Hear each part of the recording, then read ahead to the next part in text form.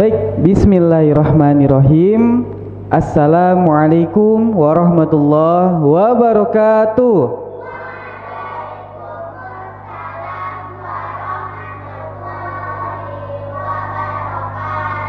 Masya Allah, ternyata langsung bergetar masjidnya dengan suara dan jawaban salam yang sangat luar biasa. Tapi alangkah baiknya agar lebih semangat, agar lebih power ya, dan malaikat juga banyak mencatat amal-amal yang hadir pada malam hari ini. Nah, izin Ustadz buka pakai pantun biar nanti jawab salamnya juga makin semangat. Jalan-jalan memancing ikan. Oh, enggak semangat. Jalan-jalan memancing ikan. Hati-hati jangan sampai terjatuh. Salam sapa saya ucapkan. Assalamualaikum warahmatullahi wabarakatuh.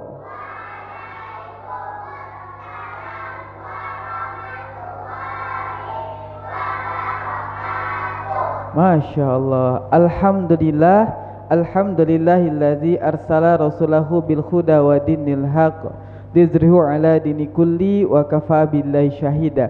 Asyhadu an la ilaha illallah wahdahu la syarikalah wa asyhadu anna Muhammadan abduhu wa rasuluh la nabiyya ba'da, amma ba'du. Puji syukur kehadirat Allah yang mana alhamdulillah malam hari ini Allah masih memberikan kita sebuah nikmat. Kira-kira nikmat apa yang paling luar biasa yang adik-adik dapatkan sampai malam hari ini? Ada yang mau bantu jawab? Nikmat kesehatan, apa lagi? Oke, nikmat kesempatan untuk hidup. Oke, apa lagi? Kesehatan, kesempatan. Apa lagi? Nikmat menuntut ilmu. Dan yang paling penting adalah nikmat iman dan juga Islam yang masih melekat pada diri kita sampai saat ini. Masya Allah. Alhamdulillah, dan segala puji bagi Allah. Mari sama-sama agar kita semakin bersyukur atas nikmat yang Allah berikan. Mari kita bacakan dengan membaca hamdalah. Alhamdulillahirabbil alamin. Salawat beserta salam tak lupa kita hadiahkan, kita kirimkan kepada baginda Rasulullah Muhammad sallallahu alaihi wasallam dengan melafazkan Allahumma shalli ala sayyidina Muhammad wa ala ali sayyidina Muhammad. Assalamu alayka ya Rasulullah. Semoga dengan salawat ini kita mendapatkan syafaatnya dari baginda Rasulullah. Amin. Amin. Dengan salawat ini mudah-mudahan dengan izin Allah kita mendapatkan sebaik-baiknya tempat bahkan bersama Rasulullah besok. Di sini siapa yang nanti di akhirat ya jalan bareng, kumpul bareng dengan Rasulullah, angkat tangan kanannya, katakan saya. Masya Allah, amin. Bercatat semua malaikat. Ini nih si fulan pengen kumpul sama Rasulullah besok di surga. Masya Allah. Mudah-mudahan dicatat nih sama malaikat ya. Kenapa begitu? Karena insya Allah siapapun yang saat ini sedang bermajelis ilmu, berkumpul menuntut ilmu, bahkan di masjidnya Allah, maka malaikat akan hadir dan menaungi di dalamnya dan mencatat segala bentuk impian-impian yang ingin dicapai dunia maupun akhirat. Amin ya rabbal alamin. Masya Allah. Oke, izinkan Ustadz berdiri depan sedikit berbagi tentang tadi ada yang nanya apa itu public speaking. Wah, namun sebelum itu, nah hari ini kita akan temanya adalah tentang power of speak, kekuatan berbicara. Speak berbicara, power adalah kekuatan. Jadi ternyata dalam berbicara itu punya kekuatan, punya sesuatu hal yang berbeda, punya sesuatu hal yang nanti kalau kita ngomong bisa punya pengaruh. Wah, benar? Nah contohnya gini. Nah nama Ustadz udah tahu ya? Udah tahu ya, nggak usah kenalan lagi ya. Ya biasanya Ustadz panggil dengan Ustadz Adi boleh, Kak Adi boleh, Bang Adi boleh ya. Insya Allah kita masih seumuran ya. Oke. Nah namun sebelum itu di sini ada peraturannya nih, ada tata tertibnya. Kalau pengen belajar harus ada tata tertib, ada peraturan yang harus diikutin. Kenapa? Kalau ibaratnya di jalan lagi di lampu merah, kalau lampunya sedang merah berarti kita disuruh berhenti. Kalau kita lanjut gimana? Oh iya, ditabrak, melanggar aturan, tangkap polisi, kena tilang dan segala macam. Nah, gitu juga kita dalam belajar. Harus ngikutin tata tertib. Apa tata tertibnya? Harus semangat. Nah, kalau misalkan Ustadz tanya bagaimana kabarnya para soleh-soleha malam hari ini, silakan jawabnya adalah alhamdulillah, luar biasa, seru, Allahu Akbar. Bisa? Oke. Bagaimana kabarnya soleh-soleha malam hari ini?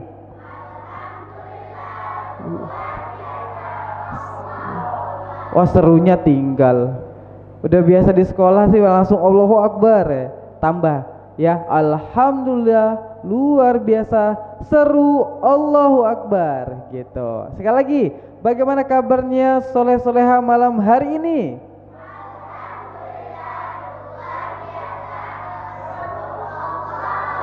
Alhamdulillah, terbukti ternyata banyak yang semangat. Maka malaikat juga mencatatnya dengan semangat nih. Masya Allah, banyak banyak malaikat yang sedang sibuk mencatat nih. Wah, maka jangan lupa terus berdoa. Nah, yang kedua ada harus percaya diri, harus yakin. Jadi kalau kita mau belajar, apalagi public speaking, berbicara depan umum, harus percaya diri. Nah, salah satu bukti kecil untuk kita membuktikan percaya diri kita adalah, coba yuk kita pakai rumus senyum. Apa rumus senyum internasional? Itu 227. Tarik bibir sebelah kirinya 2 cm, bibir sebelah kanannya 2 cm, tahan selama 7 jam. Oh enggak, 7 detik, benar. Yuk kita buktikan, 1, 2, 3, go. Mana senyumnya? Masya Allah, 2 cm ya, udah diukur ya. Oke, udah pas 7 detik. Masya Allah, terbukti percaya dirinya. Dan yang paling penting adalah harus ikuti training dengan baik, pembelajaran dengan baik. Kenapa? Karena setiap niat yang baik, aktivitas yang baik, maka hasilnya juga akan baik, insya Allah.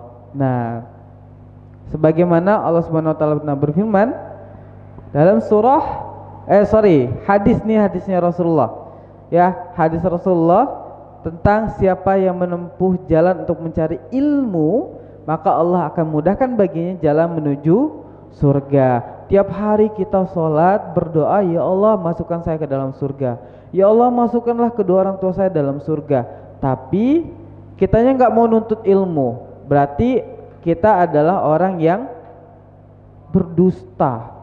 Ya, kepada Allah saja kita udah berdusta, apalagi kepada manusia. Maka Ustadz yakin yang hadir malam hari ini adalah orang-orang yang jujur, orang-orang yang luar biasa, orang-orang yang nantinya dengan doanya bahkan aktivitasnya membuktikan mereka layak masuk surga.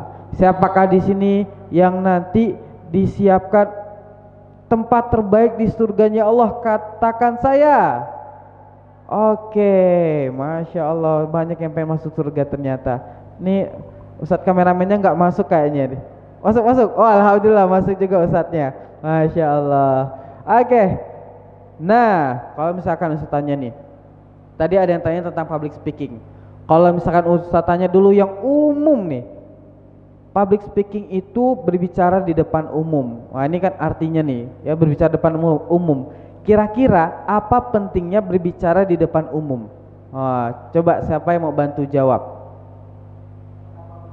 Yo, apa pentingnya kalau kita ngomong depan umum? Ayo, siapa nih? Bantu jawab. Gak apa-apa, boleh, nggak salah, nggak dosa. Ayo, memudahkan presentasi, berbicara, memberikan informasi, keren. Siapa namanya Bang? Rafa. Mudah-mudahan nih ya memberikan informasi. Oke, siapa lagi yang mau bantu Ustadz berikan jawabannya? Oke. Melatih diri kita lebih percaya diri. Oke, siapa namanya Kak?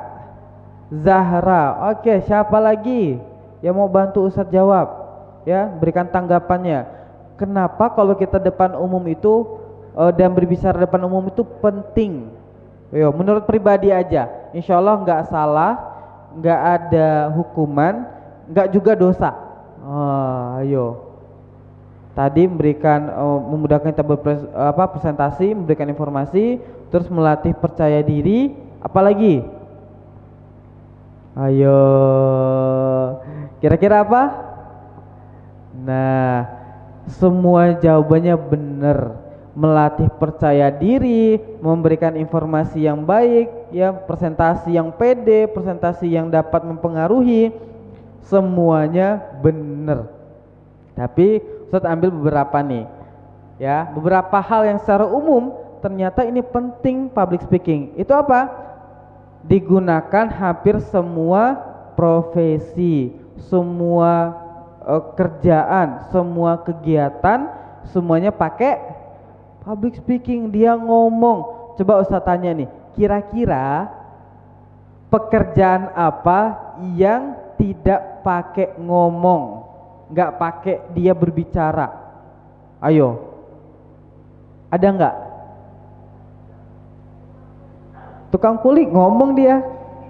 Kalau nggak ngomong gimana dia tahu ukuran? Gimana dia ngasih tahu temennya, Mas bawain semen? Nah, ini tolong dong ukur, ya kan? Ngomong juga. Kira-kira pekerjaan apa yang dia itu nggak ngomong, nggak berbicara? Hah? Pantonim. Profesi. Oke. Rata-rata hampir seluruh profesi pekerjaan itu pakai ngomong, pakai public speaking, pakai berbicara di depan umum. Bahkan dengan teman kita sendiri nih, ya sebelahan kita ngomong, itu juga public speaking. Itu juga berbicara. Nih adik-adik lagi ngobrol di sebelah juga public speaking. Lagi ngobrol sama orang tua juga public speaking, berbicara. Jadi kalau ada yang beranggapan public speaking itu susah, public speaking itu saya nggak bisa public speaking, nggak pede, itu bohong. Buktinya adik-adik ngomong dengan orang tua, ngomong dengan temen, ngomong dengan guru ketika di sekolah bisa. Berarti itu hanya sekedar pikiran doang. Jadi kalau pikiran kita udah negatif, maka negatif juga aksinya.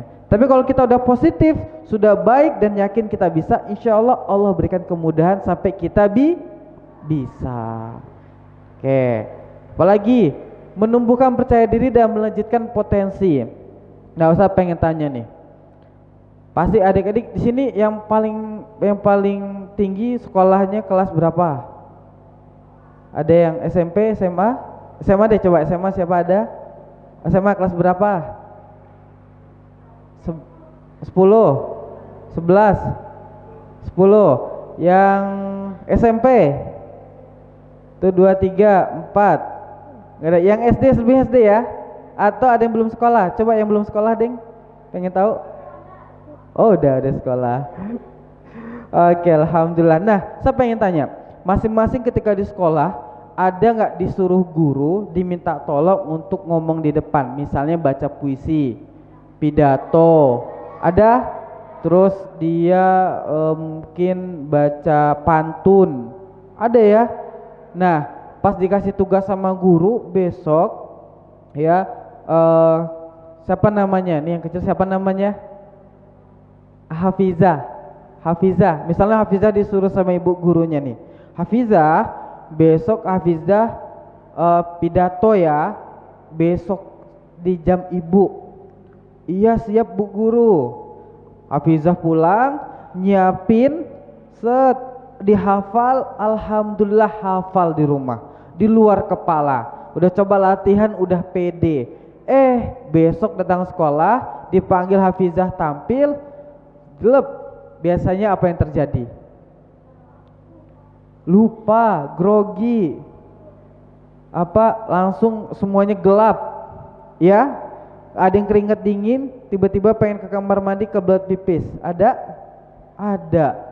Nah, bedanya itu karena kita belum tahu public speaking. Tapi kalau kita sudah tahu public speaking, udah bisa berbicara, kita yang masalah itu udah hilang. Nggak ada lagi rasa takut, nggak ada lagi rasa khawatir, nggak ada lagi namanya tiba-tiba pandangan kita gelap atau kita keringet dingin, itu nggak ada. Insya Allah siapapun yang dia bisa melanjutkan potensi dia di public speaking, maka dia bisa lebih percaya diri. Diminta untuk jadi MC, insya Allah siap Ustadz.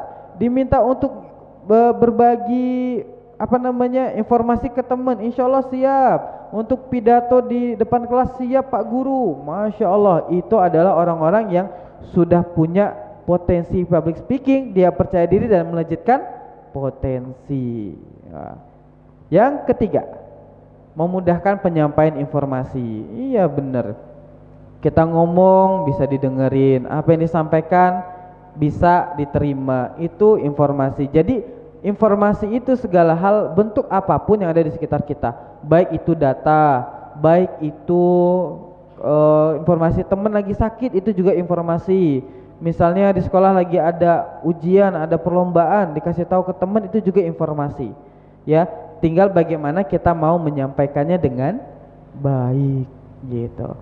Dan tentunya kalau kita ngomong itu di depan, jadi seorang public speaking, ada jadi pembicara, ya banyak yang ternyata mereka itu punya bayaran termahal. Oh, jadi kalau adik-adik ya nanti besar, dewasa, sudah punya pekerjaan dan punya potensi public speaking dalam bentuk apapun, entah itu nanti dia punya expert ahlinya di MC, atau ahlinya jadi pembicara, atau ahlinya nanti dia pidato, atau dia nanti puisi atau drama, atau apapun itu, ketika dia ahli expert di sana, atau mungkin dia dakwah, wah masya Allah ustaz-ustazahnya tampil sekeliling Indonesia bahkan sampai dunia, bahkan itu akan punya nilai bayaran termahal di mata orang lain.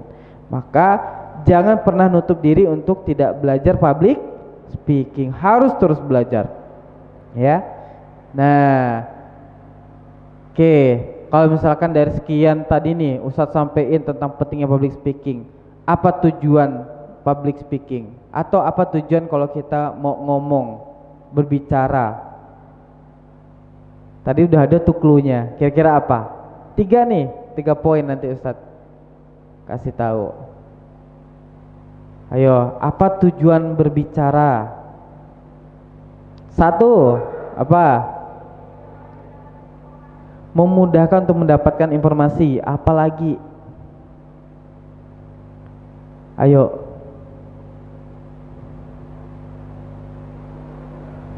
Ayo, apa Hafiza? Hafiza kan? Iya, ayo Hafiza, apa nih tujuan berbicara? Oke, saya kasih tahu nih. To inform atau memberikan informasi. Yang kedua, to entertain atau menghibur.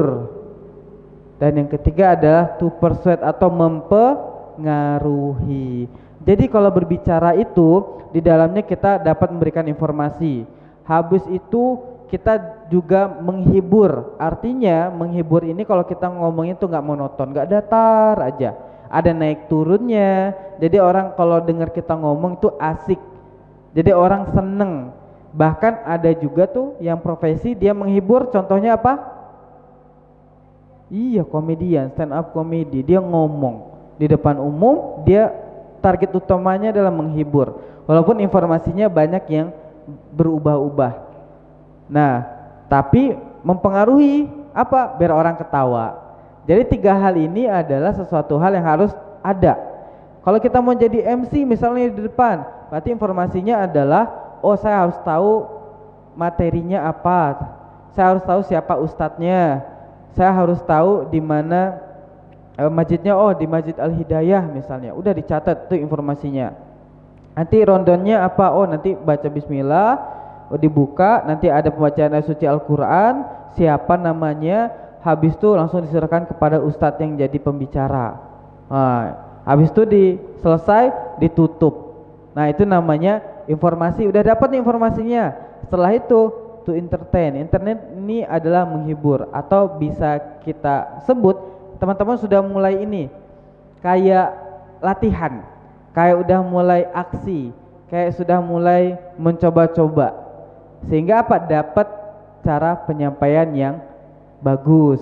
Nah walaupun nggak bagus-bagus sekali nggak masalah, yang paling penting mau tampil. Yang ketiga adalah mempengaruhi. Mempengaruhi ini apa? Hasil dari kita setelah tampil. Alhamdulillah saya berhasil tampil.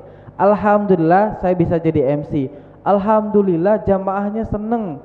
Alhamdulillah narasumbernya, ustadznya yang ngisi juga seneng. Jadi kita sudah berhasil mempengaruhi. Jadi tujuan berbicara juga itu. Jadi kalau misalkan ada adik nanti disiapin nih jadi MC, jangan pernah tolak. Insya Allah siap.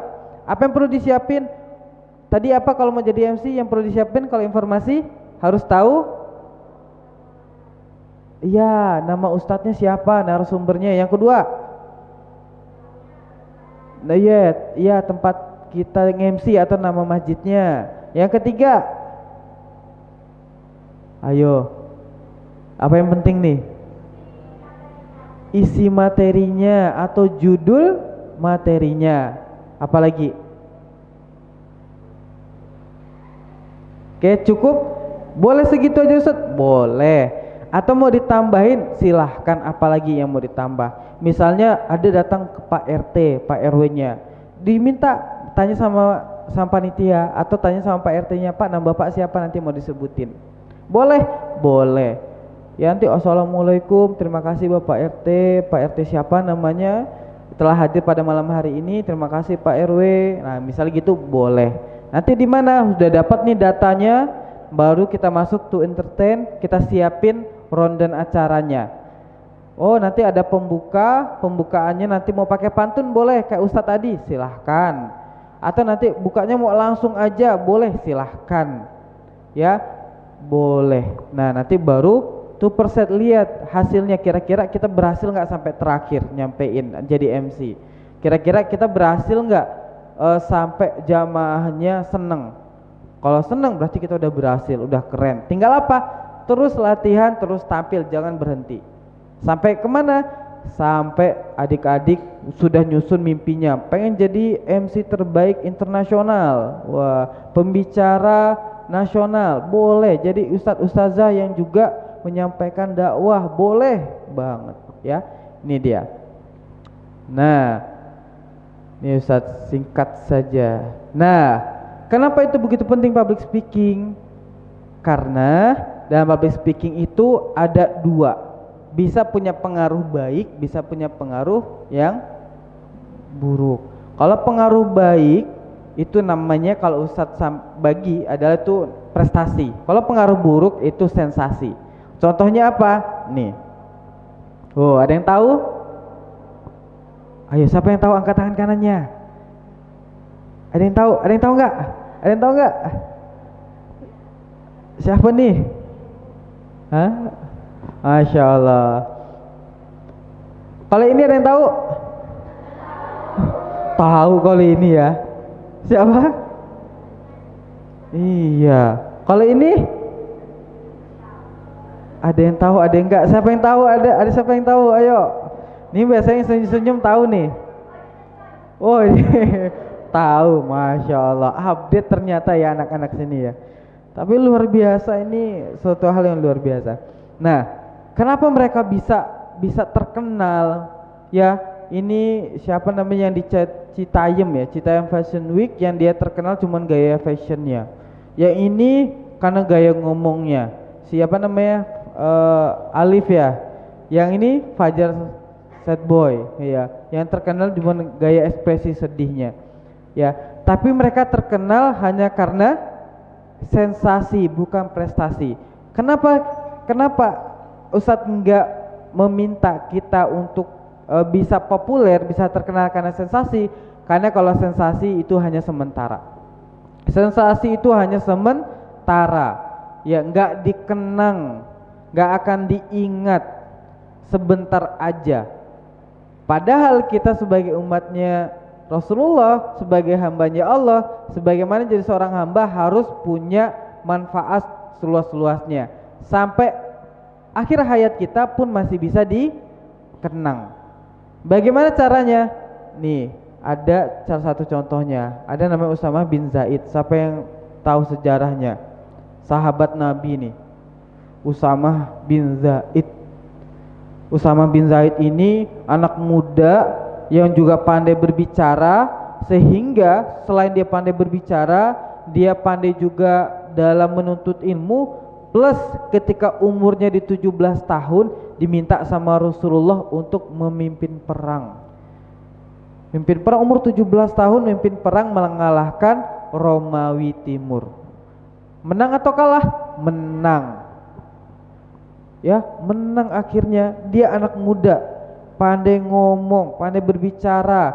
Padahal dia anak muda, di atas-atasnya anggota itu banyak yang senior, banyak yang lebih tua dari beliau. Tapi karena beliau pandai ngomong, pandai bernegosiasi, pandai membuat sebuah strategi, akhirnya beliau dipilih, diminta sama Rasulullah. Masya Allah. Jadi orang-orang yang pandai ngomong itu orang-orang pilihan. Apalagi ada namanya Abdullah bin Abbas. Ini juga orang yang cerdas, orang yang sangat rajin menuntut ilmu, orang yang sahabat Rasulullah yang sangat dipercaya.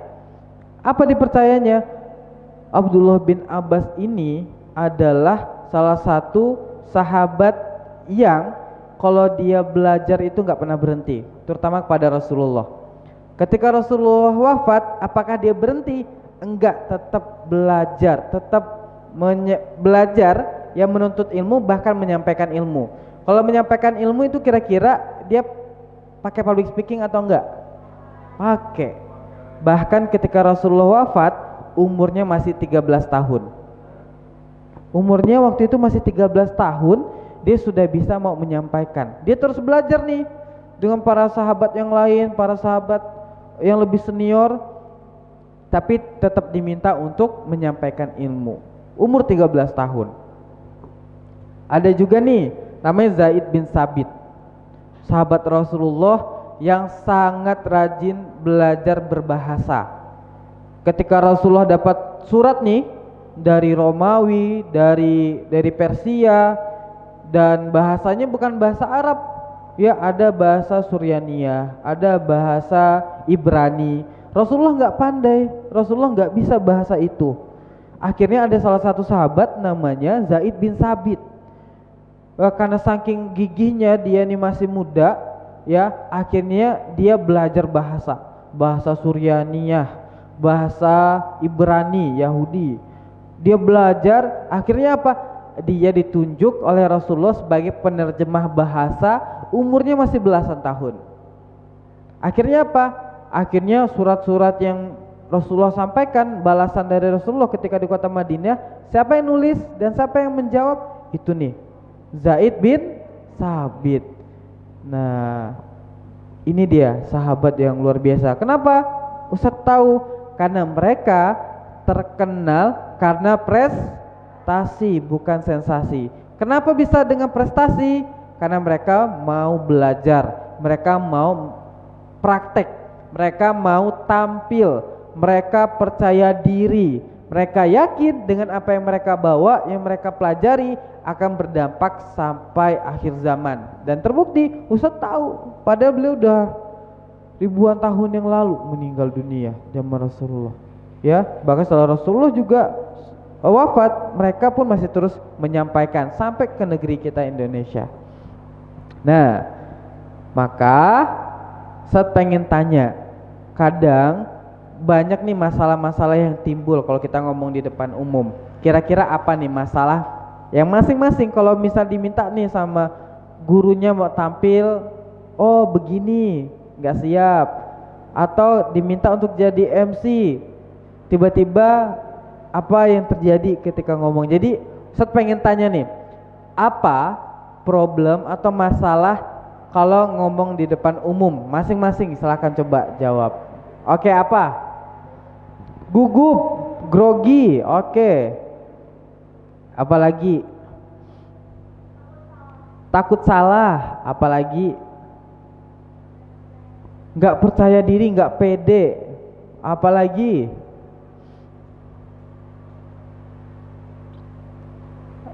Ayo sebutin, ayo. Malu. Ayo, tadi ini udah angkat tangan, apa tadi Kak? Ayo, ada yang mau bantu jawab lagi?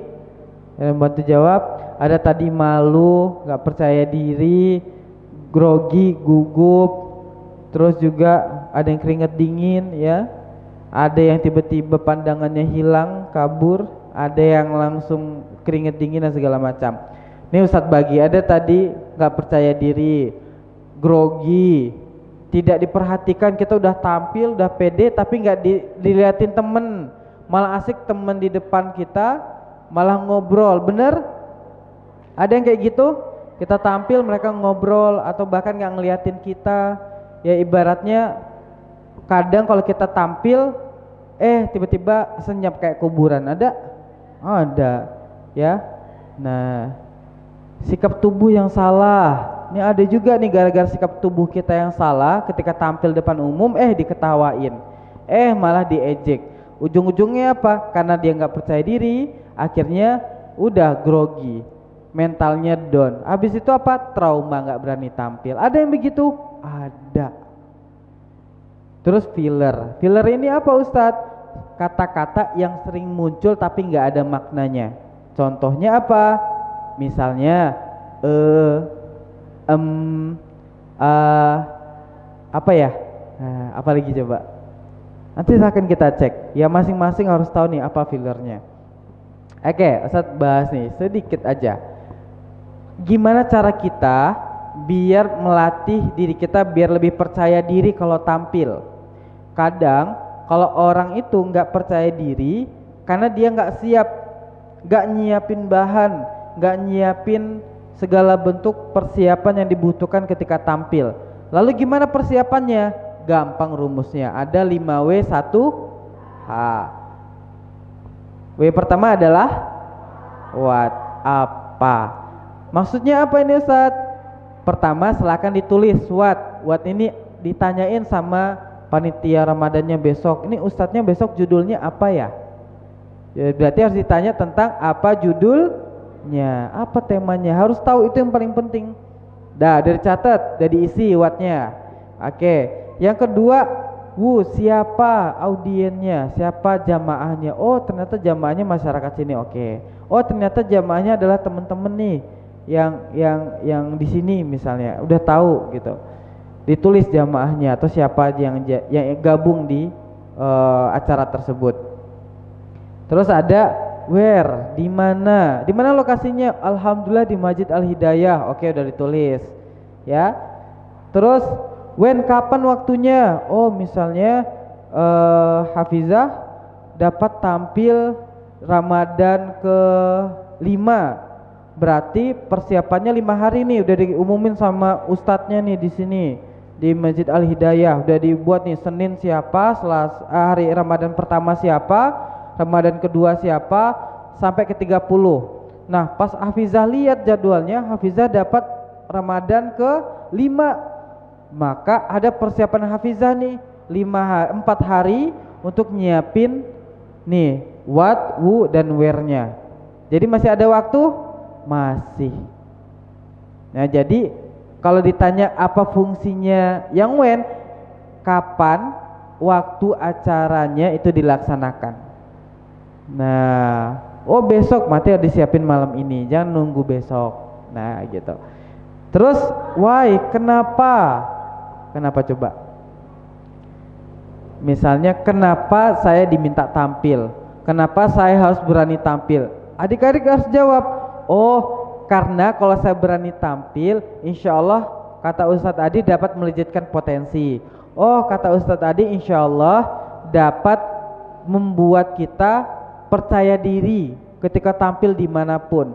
Oh, kalau kita misalnya ditunjuk sama guru, ya kenapa kita mau tampil dan diminta, maka guru itu percaya sama saya.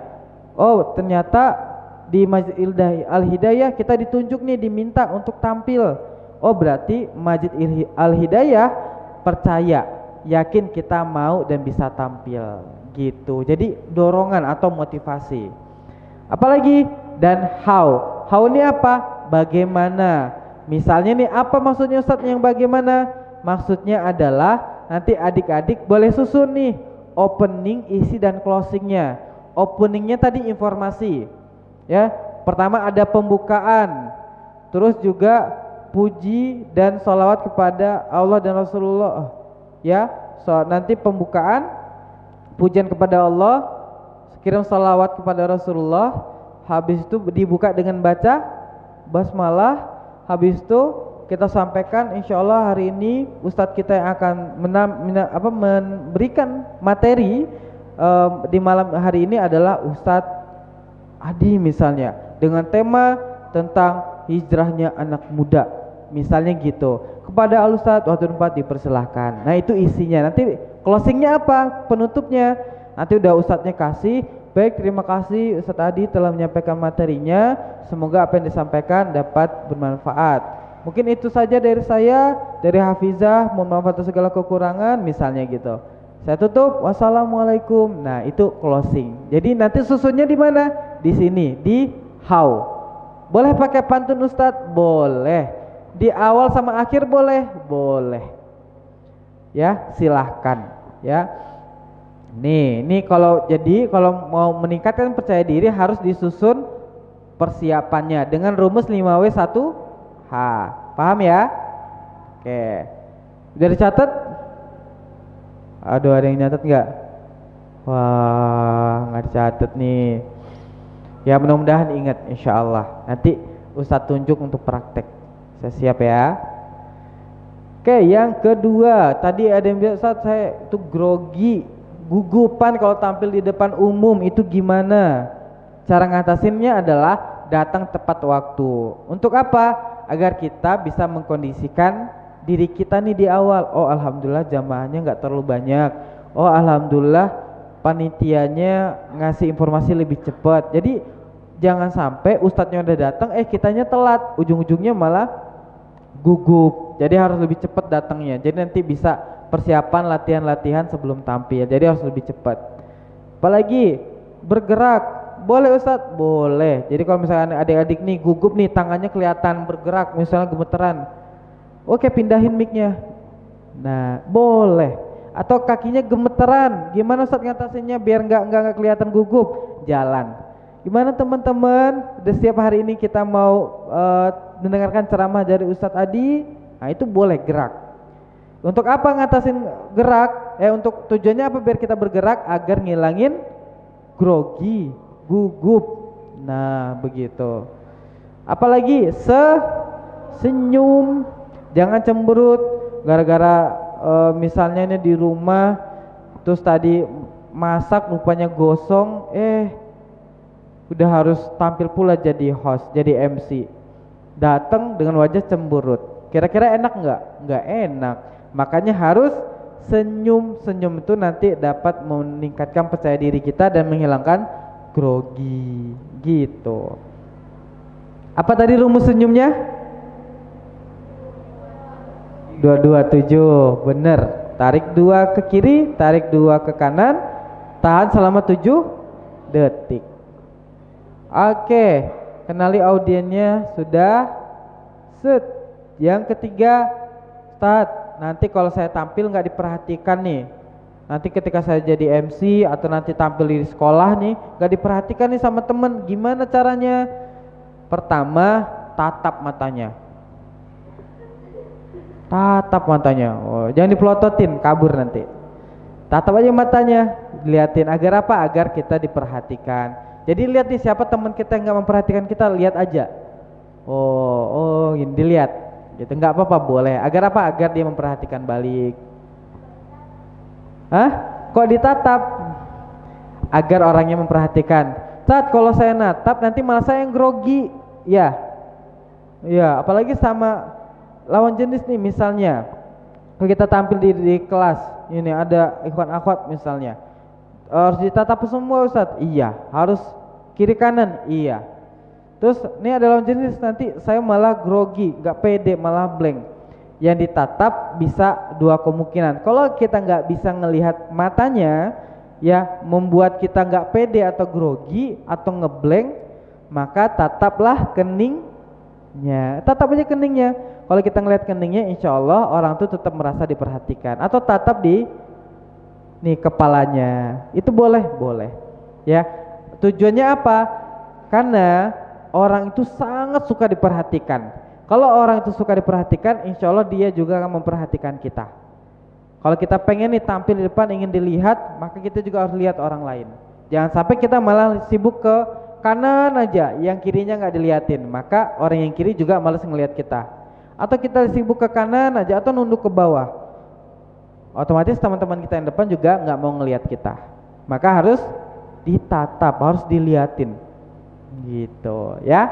Jadi jangan ke atas, ke bawah atau ke kanan aja terus, enggak, harus dilihat semuanya ya. Dan nggak boleh juga ngebelakangin, itu nggak boleh. Sip. Apalagi persetujuan. Jadi kalau nanti ada teman kita yang nanya atau ada yang menyampaikan sesuatu, setujui aja. Oh ya, terima kasih atas penyampaiannya. Oh, saya setuju. Gitu. Nggak boleh ditolak. Kalau ditolak nanti dia nggak memperhatikan kita lagi. Gitu. Jadi yang paling penting kalau kita ngomong di depan umum dengan orang lain, ya kita harus iyain aja, ya. Selagi itu adalah pernyataan yang baik, kalau dia nanya yang baik atau memberikan tanggapan jawaban yang positif, maka iyain aja. Kalau menurut kita jawabannya nggak bener nih sebenarnya, yaudah nggak apa-apa. Oh bagus nih jawabannya, masya Allah. Tapi ada nih yang lebih bagus menurut buku ini misalnya. Jadi langsung dilurusin, ya. Gitu, nggak boleh tiba-tiba ditolak. Aduh nih jawabannya salah nih, nggak boleh. Oh tiba-tiba dia langsung ilfil, dia langsung males ngeliat kita. Ujung-ujungnya dicari nih kejelekan kita, gitu. Biasanya begitu. Maka setujui saja. Setelah itu kalau ada yang salah atau keliru diluruskan. Begitu. Jargon. Nah, kayak Ustadz tadi nih, jargon tuh bagaimana kabarnya hari ini? Nah, itu jargon. Atau siapakah di sini yang siap menjadi sukses dunia akhirat? Nah, itu juga bisa. Ya. Jadi kalau tiba-tiba nanti ada teman-teman di kelas, ya, atau ada yang ketika tampil nggak memperhatikan kita, tiba-tiba langsung adik-adik boleh nih tepuk semangat, itu boleh. Tiba-tiba dia langsung perhatikan, itu boleh. Itu jargon tuh luas banget, banyak, ya. Nanya semangat, tepuk semangat, selamat pagi, jawabannya apa, gitu, ya, jargon. Ini pertanyaan yang kata Ustadz tadi, siapa di sini pengen sukses dunia akhirat? Siapa yang di sini pengen masuk surga? Gitu. Jadi pertanyaan. Tiba-tiba yang kawannya tadi awal yang ngobrol di belakang, kita berikan pertanyaan yang begitu, dia langsung wah siap juga ngelihat kita di depan. Ya. Nah ini boleh nih. Pertanyaannya pertanyaan yang positif, jangan yang negatif. Siapa yang siap masuk neraka? Itu nggak boleh. Ya, harus yang positif. Terus dilarang minta maaf. Oke maaf Bapak Ibu, saya tadi terlambat. Itu nggak boleh. Kita harus pede aja, jangan sampai karena kesalahan kita sebarkan juga kesalahannya, ya, nggak boleh, karena nanti ujung-ujungnya dia aja terlambat, dia aja begini. Kalau ada orang lain sudah mau ngomong gitu, otomatis dia udah nggak respect lagi dengan kita, udah nggak apa ya, nggak mau memperhatikan kita lagi. Nah, oke. Nih sikap tubuh yang salah, tangannya di belakang. Lagi nge-MC atau lagi ngisi materi atau lagi pidato, tangannya di belakang misalnya, atau tangannya di saku, dua-duanya lagi ngomong misalnya, atau garuk-garuk kepala. Misalnya Ustadz di depan nih, baik hari ini kita akan bahas tentang public speaking. Enak nggak? Nggak enak ya. Jadi nggak boleh garuk-garuk, nanti diketawain. Cara berdirinya salah. Ya, nggak boleh terlalu lebar, nggak boleh juga terlalu rapat, ya. Terus nggak boleh juga kayak orang sombong sebelah. Enak nggak kalau Ustadz ngomongnya gini? Oh ya enggak dong, ya. Maka cara diri yang benar gimana? Sejajar dengan bahu, ya harus seimbang. Kaki kiri kanannya harus seimbang dengan bahu. Gerakan tangan yang kurang tepat, misalnya nunjuk temen, yuk sini maju, itu nggak boleh. Itu yang belakang, itu nggak boleh. Ya, harus terbuka tangannya. Jadi yang baik dan sopan itu adalah tangan kita yang terbuka. Oke, silahkan duduk, yuk berdiri, yuk teman-teman belakang yuk ke depan, gitu. Ya, yuk maju lagi ke depan, itu boleh. Tangannya harus terbuka. Dan kalau tampil di depan juga nggak boleh dikantongin, ataupun tangan kita ketutup gini juga nggak boleh. Harus dua-duanya terbuka, kayak Ustadznya di depan. Nggak boleh juga terlalu di bawah.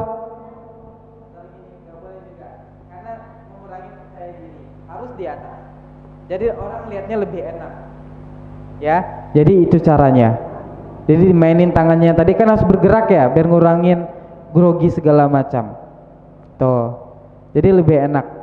Ya jangan ditunjuk, nggak boleh. Jadi orangnya nanti takutnya sakit hati. Oke, ini tadi yang filler. Coba Ustadz pengen tanya, kira-kira filler adik-adik apa nih kalau ngomong tuh yang sering muncul kata-katanya apa? Apalagi? Apa ya? Apa ya? Apa apalagi? Ayo, kalau ngomong yang pribadi ya. Nah, kalau Ustadz dulu yang sering muncul kata-katanya Oke, hari ini saya akan menyampaikan sebuah informasi tentang anak remaja yang sering gitu. Dulu, tapi sekarang insya Allah nggak lagi. Gimana cara ngatasinnya Ustadz? Pertama kita udah sadar nih. Sadar, oh ternyata filler saya kata-kata yang nggak ada nilai, nggak ada makna dan itu mengganggu adalah Oke, kalau sudah tahu, maka kalau kita praktek dan ngomong dikasih jeda. Berapa lama? 3 detik. Ya, jangan 3 jam. Ya. 3 detik. Misalnya kayak tadi Ustaz ngomong, oke, hari ini Ustaz akan menyampaikan tentang pembahasan anak remaja. Misalnya begitu. Jadi kalau kita misalnya tadi mau muncul nih kata-kata nya, langsung jangan dikeluarin, tahan 3 detik paling lama, langsung mulai lagi. Nah, itu cara ngatasinya. Paham ya? Oke. Nah, selanjutnya kita coba praktek. Wah, ada yang siap? Ada yang siap? Oh, insya Allah. Prakteknya gimana? Adik-adik silakan siapkan yang tadi nih, yang 3. Ada informasi, ada itu internetnya, ya. Habis itu nanti persuadnya. Siapkan informasinya dulu, ya. Tuh opening dan closingnya. Opening tadi ada salam, apalagi opening pembukanya ada salam. Ya, kata pembuka.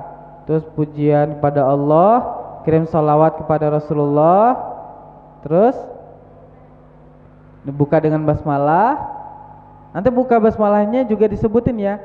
Saya izinkan saya Adi Saputra akan buka acara pada malam hari ini. Mari sama-sama kita buka. Nah, jadi kenalin juga nama kita. Ya. Habis itu, nah karena Ustadz kita sudah, mari kita sambut Ustadz kita, Ustadz siapa? Boleh? Siap?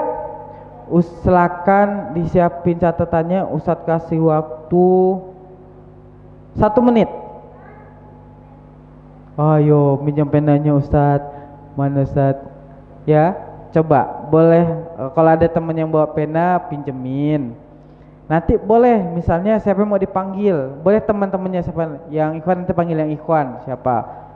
Ya, kita sambut ini Ustadz kita Ustadz Rafa misalnya, masih nanti dipanggil gitu, boleh. Udah selesai kembalikan gitu. Ya, nanti boleh dipanggil nama teman-temannya atau nanti nama Ustadz juga boleh atau siapa. Atau ustazahnya yang jadi favorit boleh tuh. Ya, nah coba ditulis nama, terus nanti siapin tuh openingnya. Mau pakai pantun boleh. Jalan-jalan ke pasar baru, misalnya gitu. Ya.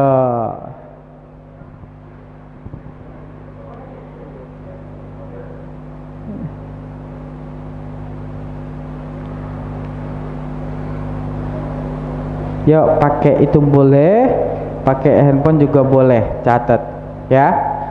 Nah, Ustadz kasih waktunya, nanti Ustadz berikan waktunya. Udah ada penanya? Yuk, disiapin juga yang ikhwan juga ya, disiapin ya. Ada yang kurang? Nah,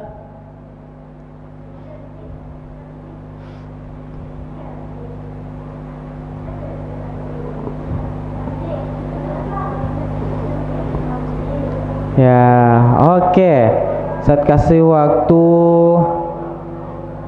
2 menit deh, saya kasih waktu 2 menit.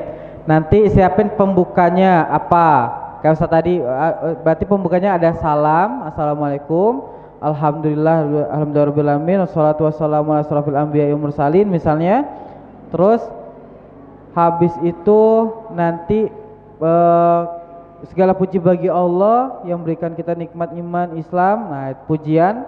Habis itu poinnya adalah kirim sholawat pada Rasulullah, catat. Habis itu langsung dibuka.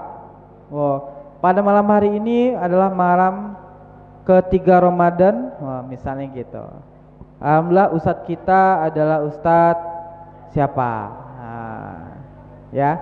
Nama ustadz juga boleh atau nanti ustadz siapa yang mau ditulis. Ya, saya kasih waktu 2 menit, boleh saling ngasih ide masing-masing. Ya. Afisa juga saya siap ya. Nanti di Ramadan kelima tampil. Ayo disiapin, silahkan. Kalau ada yang ragu, nanti boleh tanya Ustadz ke depan sebelum 2 menit.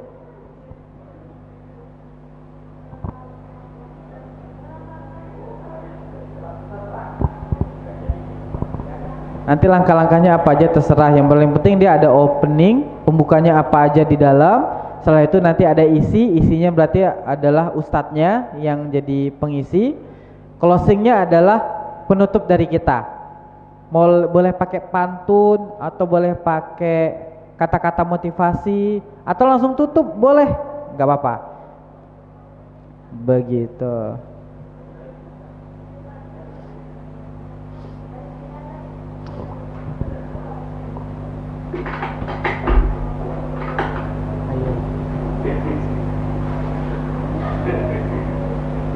Boleh. Oh iya.